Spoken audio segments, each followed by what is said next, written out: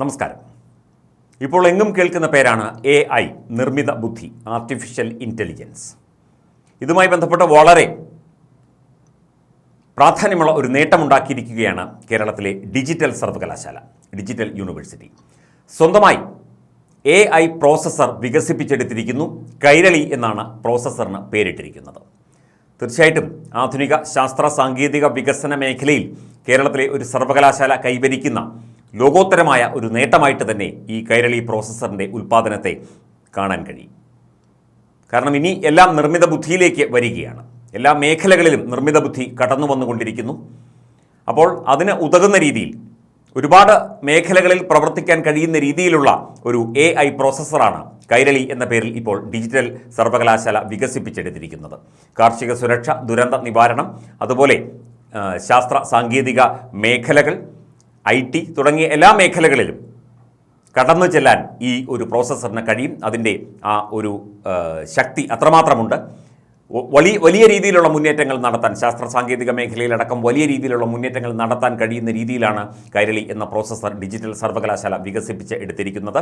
മുഖ്യമന്ത്രി പിണറായി വിജയൻ ഈ ഒരു പ്രോസസ്സറിനെ ഔദ്യോഗികമായി ജനങ്ങൾക്ക് മുന്നിൽ അവതരിപ്പിക്കും.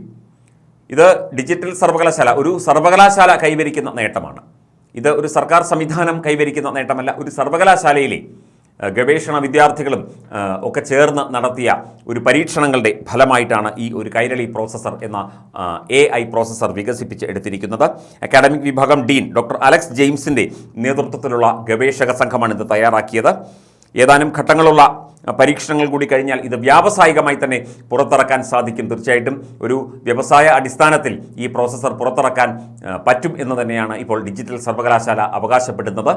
പല മേഖലകളിൽ കടന്നു ചെന്ന് പ്രവർത്തിക്കാനുള്ള കഴിവുണ്ട്. കാർഷികം, വ്യോമയാനം, മൊബൈൽ സാങ്കേതികവിദ്യ, ആരോഗ്യം, ഡ്രോണുകൾ, ഓട്ടോമൊബൈൽ തുടങ്ങിയ മേഖലകളിലൊക്കെ പ്രവർത്തിക്കാൻ കഴിയും. മാത്രമല്ല ക്യാമറകളിൽ AI ക്യാമറ എന്ന് കേട്ടിട്ടില്ലേ? തീർച്ചയായിട്ടും ഈ ക്യാമറകളിൽ ഈ പ്രോസസ്സർ വച്ചു കഴിഞ്ഞാൽ മറ്റ് ഡേറ്റാബേസുകളുടെ ആവശ്യമില്ല. കൃത്യമായി വേർതിരിച്ച്, ഇപ്പോൾ വഴിയിലെ ട്രാഫിക് AI ക്യാമറയാണെങ്കിൽ കൃത്യമായി കേസുകൾ വേർതിരിച്ച് കൃത്യമായി അതിൻ്റെ കാര്യങ്ങളൊക്കെ തന്നെ ഈ പ്രോസസ്സർ തന്നെ നോക്കിക്കൊള്ളും. SMS മറ്റ് കാര്യങ്ങളിലുമൊക്കെ ഓട്ടോമാറ്റിക്കായി വ്യക്തികളുടെ മൊബൈലിലേക്ക് ചെല്ലുകയും ചെയ്യും. അതാണ് ഈ പ്രോസസ്സറിൻ്റെ, കൈരളി പ്രോസസ്സറിൻ്റെ മറ്റൊരു പ്രത്യേകത. സാധാരണ സുരക്ഷാ ക്യാമറകളിൽ നിന്നുള്ള വിവരങ്ങൾ സെർവറുകളിൽ പോയി വിശകലനം ചെയ്തു വരണം. എന്നാൽ കൈരളി പ്രോസസ്സറിൽ അത് ആവശ്യമില്ല എന്നുള്ളതാണ്. കുറഞ്ഞ ഊർജ്ജം ആവശ്യമുള്ള ആപ്ലിക്കേഷനുകളിൽ സെൻസറുകൾക്ക് ഒപ്പം തന്നെ ഉപയോഗിക്കാം. ഡേറ്റയെ തത്സമയം വിശകലനം ചെയ്ത് അത് ജനങ്ങളിലേക്കും മറ്റ് സർക്കാർ സംവിധാനങ്ങളിലേക്കും മറ്റ് കമ്പ്യൂട്ടറുകളിലേക്കും മൊബൈൽ ഫോണുകളിലേക്കും എത്തിക്കുന്നതിനൊക്കെയുള്ള കഴിവുള്ള നിർമ്മിത ബുദ്ധി പ്രോസസ്സറാണ് കൈരളി എന്നാണ് ഡിജിറ്റൽ സർവകലാശാല പറയുന്നത്. ഇതൊരു പ്രത്യേകമായ നേട്ടം തന്നെയാണ്, അഭിമാനകരമായ നേട്ടം തന്നെയാണ് കേരളത്തിൻ്റെ ശാസ്ത്ര സാങ്കേതിക മേഖലയെ സംബന്ധിച്ചിടത്തോളം, വിദ്യാഭ്യാസ മേഖലയെ സംബന്ധിച്ചിടത്തോളം കൈരളി പ്രോസസ്സർ. മുഖ്യമന്ത്രി പിണറായി വിജയൻ ഇത് ഔദ്യോഗികമായി പ്രകാശനം ചെയ്യും. ഈ കൈരളി പ്രോസസ്സറിന് പിന്നിൽ പ്രവർത്തിച്ച എല്ലാ ശാസ്ത്രജ്ഞർക്കും അഭിനന്ദനങ്ങൾ നേരുകയാണ് കേരളം. ഇത് ലോകോത്തരമായ ഒരു നേട്ടം തന്നെയാണ്, അഭിമാനകരമായ നേട്ടം തന്നെയാണ് കൈരളി പ്രോസസ്സർ എന്ന ഈ ആർട്ടിഫിഷ്യൽ ഇൻ്റലിജൻസ് പ്രോസസ്സർ. നിർമ്മിത ബുദ്ധി കൊണ്ട് പ്രവർത്തിക്കുന്ന, അല്ലെങ്കിൽ നിർമ്മിത ബുദ്ധിയെ നിയന്ത്രിക്കാൻ സഹായിക്കുന്ന പ്രോസസ്സർ എന്നത് കൈരളി പ്രോസസ്സർ അഭിമാനകരമായ ഒരു കാര്യം തന്നെയായിട്ട് നമുക്ക് കണക്കാക്കാം.